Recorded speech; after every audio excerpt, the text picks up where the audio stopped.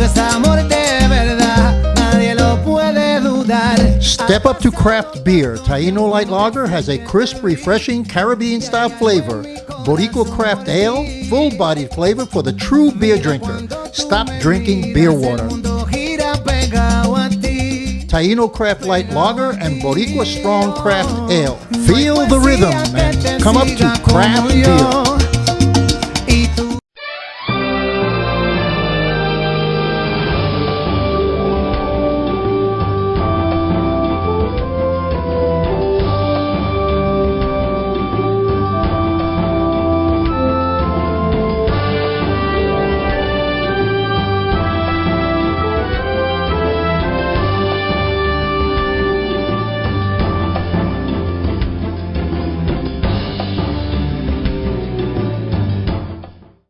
Hi, I'm Danny Ramos, and welcome to this week's edition of Hispanic Speak Out TV, brought to you statewide on Spectrum Cable Networks. We've been on the air for about 15 years doing our community service television. We're a nonprofit organization and the only nonprofit community broadcaster in the Hispanic community, possibly in the nation. We're here with a gentleman from Latino Justice. His name is David Ayala, and after the elections just passed, certain things were passed on during the election, and amendment, what was the amendment, David? Amendment 4. Amendment 4 was passed. Yes, it was passed by 64% of... I voted for that amendment, by the way. Awesome. I did a check mark on that one. Great. So now that amendment was to give rights back to felons who were convicted of felonies and are now back in society, Yes. right? And they have paid their debt to society. Tell us what's going on now with that. So Amendment 4, like you said, it gives the ability to vote back to people who have completed their sentence, meaning they've completed their time, they've done their probation, they've paid off their restitutions, their fines and fees. This amendment should go into effect January 8th. Okay. But I'm here to, I hear a lot of, the scarce tactics that are going on in the media from different politicians regarding Amendment 4, and that we should hold off on it. But if we voted for it and it passed, how can they hold it? How can they hold it back if the public voted for it? And that's exactly why I'm here, to let the people know that these are just scare tactics. When it comes to Amendment 4, we don't need legislators to write enabling legislation, because Amendment 4 is self-executing. So why are they doing it? The scare tactics, to think that people on January 8th don't show up. People are afraid, start being afraid to not come to the supervisor election on January 8th. And what happens? What is the process that happens on January 8th? So on January 8th, if you have completed your time, meaning you've done your prison term, you've paid off your fines, your fees, your restitution, and you've done your probation, you are eligible to go down to the supervisor election and register to vote. So what they're trying to do is, so is this political party motivated? Or is this, what kind of motivation is behind, and who is behind trying to prevent these people from going and registering? The thing is that when it comes to whether it's a actual political party that's targeting us, and I say us because I am part of the 1.4 million that will be eligible to register to vote on January 8th. We can't say that as a Republican or Democratic issue, because we 64% of the votes came from both. We ran a nonpartisan campaign, and we had support from Republicans, Democrats, no party affiliation, blacks, Latinos, Caucasians. We had support from all different people. So why would somebody want to stop it? I guess maybe it's a control. Political control of, we need to see this through. And the thing is that like I said, the state conceded in the filings of the Hands versus Scott case. And what that means is that unlike the Fire District Amendment or the Medical Marijuana Amendment, we don't need legislators to implement Amendment 4. What legislators do need to do, and this is their only responsibility, is to actually oversee and fund the government agencies that will actually, implement, administer the implementation of Amendment 4. Okay. What is your, I just think it's politically motivated. What is your feeling on when these people go to register on January 8th? Mm-hmm. You think that they slant Republican or they slant Democrat? Or independent? Like I'm an independent, I'm mm-hmm. a registered independent. Okay. So, because I vote on issues, I don't vote with the party, you know what I mean? Mm-hmm. So, do you think that most of these people that are coming back into society and are getting their feet wet into the entire political process, mm-hmm. do you think they lean Democratic or do you think they lean Republican? Or or do you know it all? Do you have a feeling on it? That's the thing, we don't know. We don't know because I tell people all the time. One of the things out here in the normal world that you stay away from, they tell you whether you're at work or whether you're in school, you stay away from two conversations. That's religion and politics. Mm-hmm. And that's because there are people from all type of religions in your work area. There are people from both mm-hmm. party sides in your work area, and they don't want the conversation to escalate. That's the same thing in prison. Well, it's very emotional. The political environment is so extremely emotional. It's gotten way, way beyond what I used to remember long ago, mm-hmm. where there was a lot more civility in relationship to getting your point across. Now it's become very aggressive and very manipulative. Yeah. So, and I understand that's all retaining, the concept is to retain power by almost whatever means necessary in order to get your point across and maintain political influence. So I would think that people coming back from incarceration and people coming back from and assimilating back into society, I would think that they have very strong points of view because they have experienced something that mm-hmm. other people haven't. And they must have a very strong point of view on those issues mm-hmm. that have to do with that particular group and the rights of that particular group. Yeah, and I agree with you. I mean, I think that these individuals will have their point of view, but for people to actually pinpoint them to one party, mm-hmm. I think is dehumanizing. Well, it's come a long way, though. You got to admit, because we're now in 2019, going into 2019, and it's amazing now that society is opening up their brain to the acceptance that these people have rights too. Yes, they also exactly. have rights, mm-hmm. to have the opportunity to participate in the processes that are available politically mm-hmm. and socially. Yeah, and one of the main things that our organization, Latino Justice, is going to be focusing on, along with other organizations like the Florida Rights Restoration Coalition, ACLU, League of Women Voters, mm-hmm. is to create workshops for these individuals to actually be able to come to, not only get educated on the voting process, but also have attorneys there that can look through their paperwork to make sure to be able to determine whether this person has finished all terms of their sentence. So that way they will not get caught up in some type of legal. When they go on January 8th, when they go to register to vote, do they ask them for that? Do they ask them to say, okay, prove it? So, and you got to whip out all of these papers and stuff? So the way the amendment was written, it puts the burden back on the state.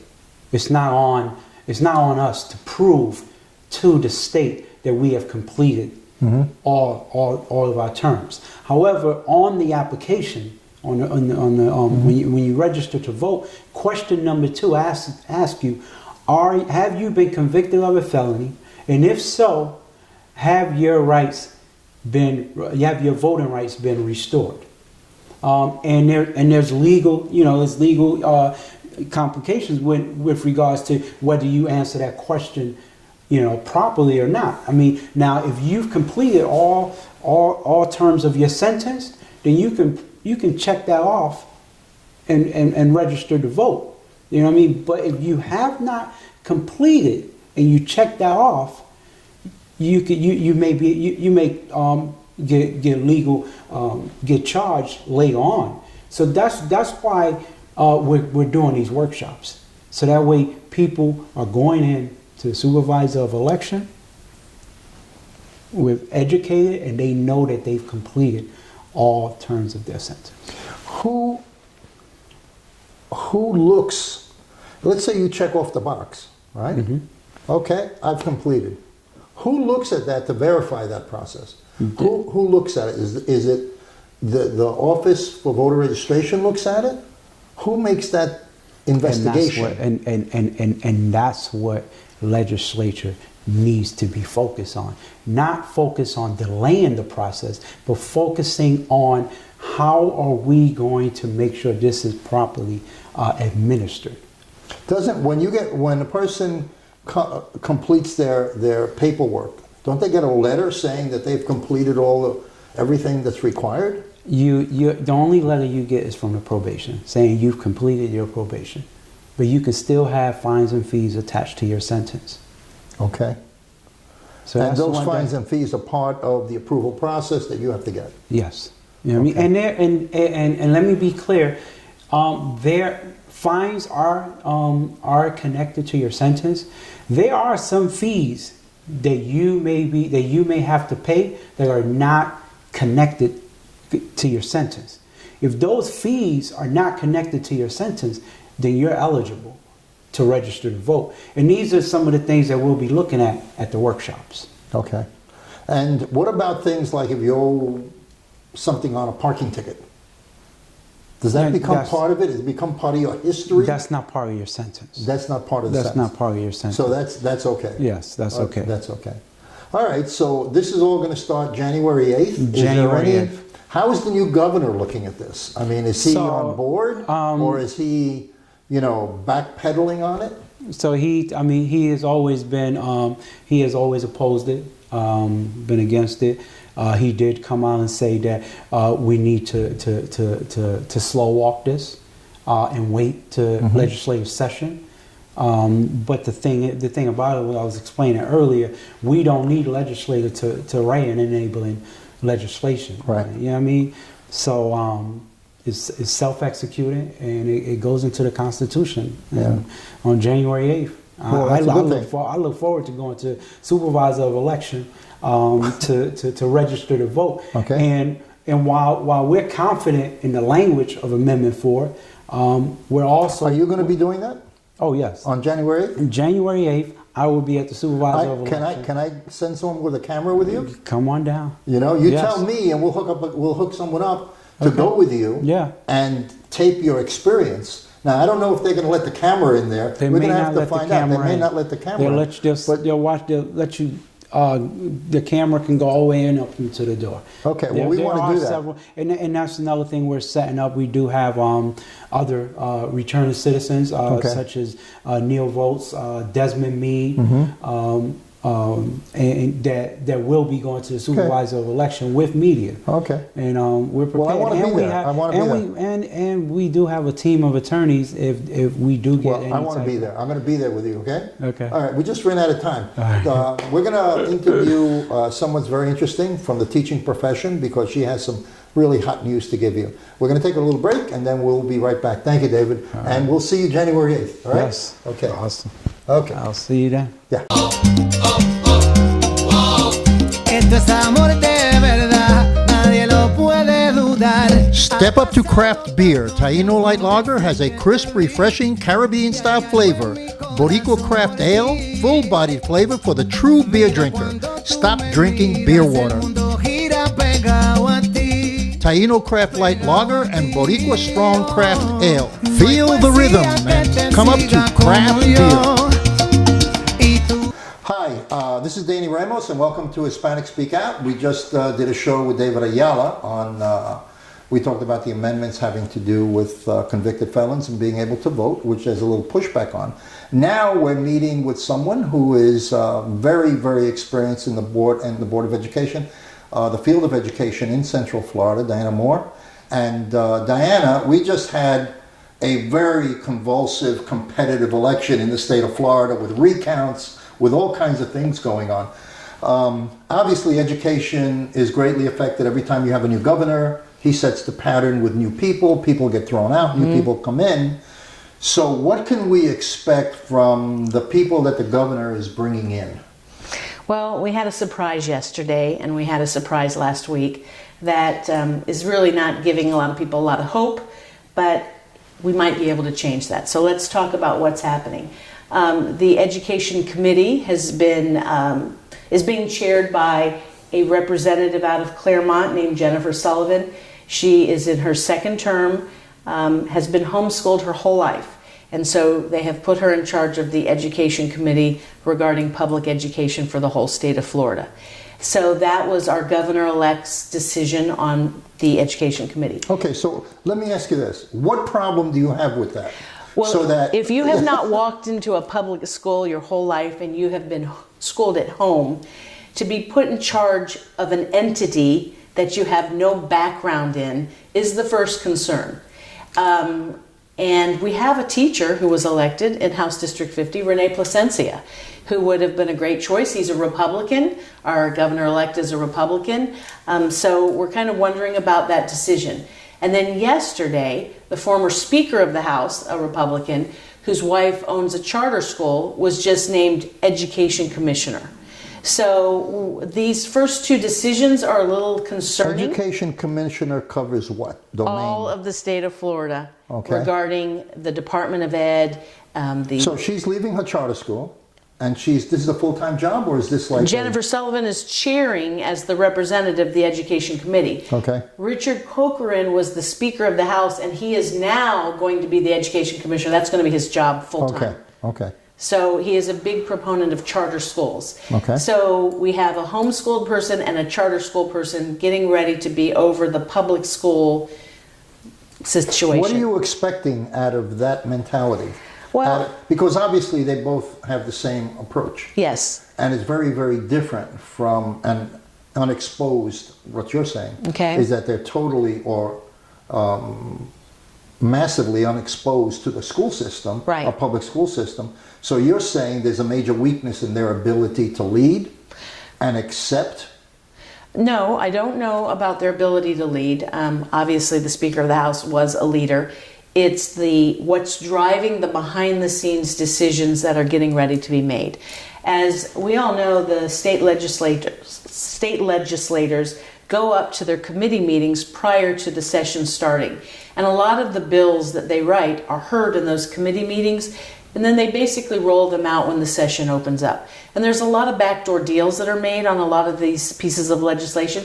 So things are already being decided, deals are being made now. What I'm hoping that your listeners will do is stay engaged. They came out to the voting box and they got people elected who are new. They've changed the faces in Tallahassee. They've changed the faces on the school board locally. But there's got to be the next step is to follow through and pay attention to what's going to happen next. The school board met recently. Teresa Jacobs is the new chair. Johanna Lopez from this area is a teacher that's on the school board. We have Karen Castor-Dentel that's going to be sitting on the school board. She's also a teacher. Karen was a state rep, wasn't she? Karen was a state representative for 2 years. So she knows how to work both sides. Yes, and so she will be a good person to maybe make that connection between what's going on at the state level and what's being implemented locally. There's a big tie to what happens here. And I'll give you an example.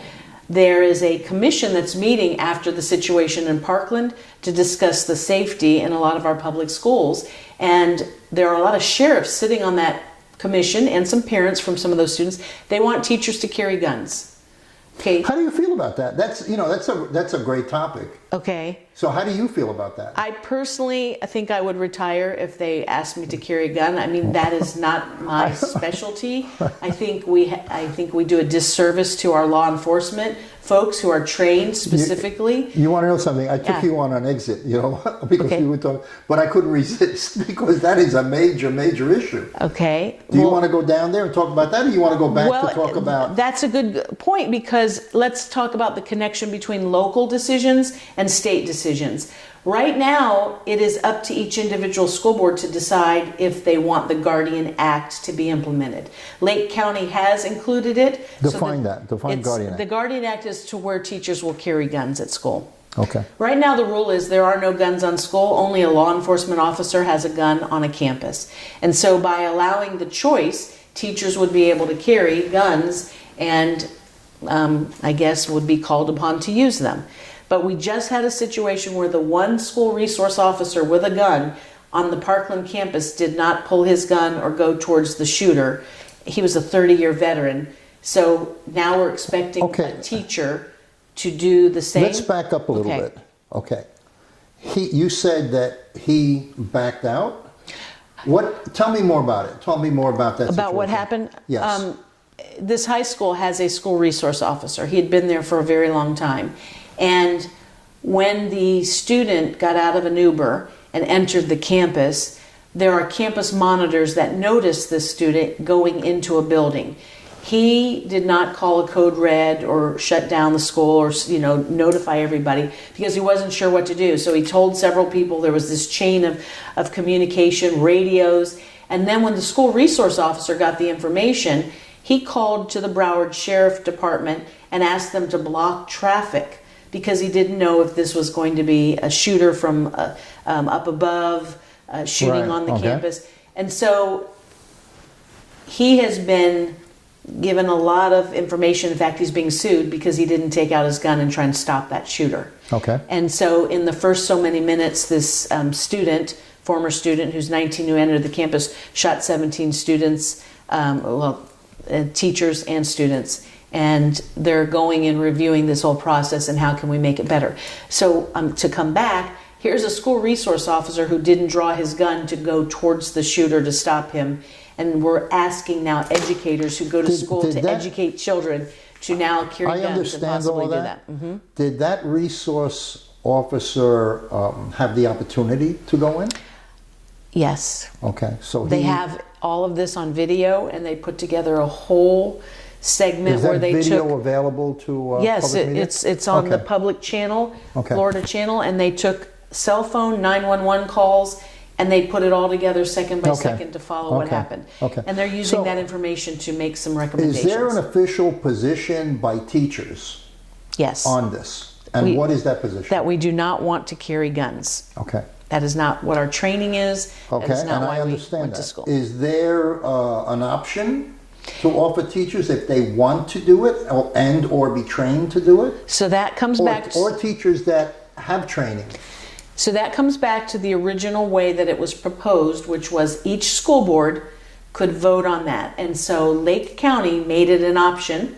And so they're probably, reviewing that and considering teachers that may want to carry guns in that county. Orange County did not make a decision on it. They've discussed it and the former board was not for it, but we have a new board. They never took an official vote, so it's something that they may have to consider. But the change that's happening now is it may come down as a mandate from the state. Whereas before it was a local decision to make as to whether they would vote on whether teachers would be guardians or carry guns. Now it may come down from the state because of this commission that's recommending to the governor. And how do you think that mandate, what language, what form will that mandate take? Because it is a mandate that you as a teacher must carry a gun, or would it come down as a mandate that says you have the option to be trained, or if you've already trained, if you're a retired cop, you can carry a gun? Is that been sculpted? The language been sculpted? No. So now that brings me back to what I was saying before. Okay. Bills are being written in committee Okay. to get ready to go before the legislature when they meet as the session opens up. And so exactly what you just said, parents need to be involved. They need to be calling these folks that got elected and saying, I don't want teachers to carry guns. I want trained law enforcement folks to be there, which we weren't even able to fill all the positions in Orange County to have an SRO, school resource officer, on campus here. Is having the proper security for children a matter of a political decision based upon budget? I have my own opinion. Well, give me your And opinion. law What's your enforcement opinion? has their different opinion. But I have talked to elementary teachers, middle school, high school teachers. When you work with children in a campus where they're coming and going inside of doors, it is hard to maintain that secure building. They don't have badges. They leave their jacket at recess. You know, they prop open doors in middle school to go drop something at the dumpster. High school students are now trying to get in and out to not get tardy slips. So they have ways they can get on and off campus. So it's very frustrating. It is a combination of having a better setup of policies and procedures, but it's also about mental health, because a lot of these students that we are talking about need mental health services. So it's a combination. You can't just look at the hardening of schools. We have to look at our mental health services and our ability to communicate. That's a very interesting element that requires an entire show to discuss it. Right. And bring in psychologists that are involved in the educational system. And the legislature did designate some money for more mental health counselors, but they didn't designate a program and communication. And this is one of the things that came up. Do you think it's... You had one resource officer. Should you have had 5? Should it be 3? In order to cover a building of that? So a because ratio? You got 3,000 students in a school, let's say. So that's a good point.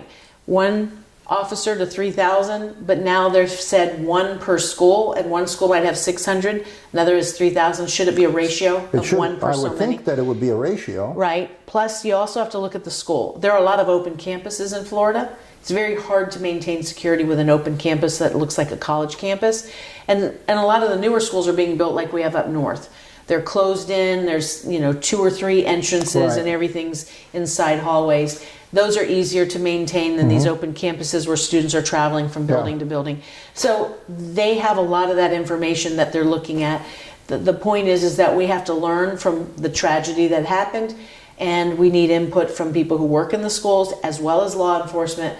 But bottom line is, I don't think that our responsibility is now to carry guns and take on shooters. I would agree with you. I'm in a total agreement that teachers should not carry guns, because you can't divide your energy, mental energy, in multiple directions and be well at whatever one it is. So you need professionals to do that kind of security work, who are professionals, who are seasoned to do it. And have the training on how to use firearms. Right. Use it properly. And because it's instant decision making. Right. You have to make a decision instantly. Right. And maybe a teacher might hesitate when they have to do something because it is a student. Right. You know what I mean? Where someone who's fully trained in law enforcement will see it as a perp. Right. And react immediately because the person has a gun. Well, they now actually have the resource officers going through something called active shooter training. Okay, that's which is actually very specific versus their regular training on how to handle an active shooter. Right. And so it's a lot of discussion. Diana, about that. we have run out of time. Okay. And you got to come back, because you are just a well of terrific information for us. Well, by the time I come back, the session is going to have started, and we'll have some idea what kind of bills are going to be coming You out. can come back every week if you want. Well, I would like people to go on Facebook and start looking at School Board Watch, which is a group we started to make sure we're watching what's happening with the school board. Fund Education Now is a statewide group of parents. And they usually keep us up to date as to what bills are coming out. Okay. But if you just stay active, and when we need you to call your elected folks, call them and tell them how you feel. Okay. That's the next step after getting them elected. Okay. This is Danny Ramos on Hispanic Speak Out. Join us every week, because we're going to be having some really pertinent information on politics and how it affects our living conditions in our community. We'll see you next week.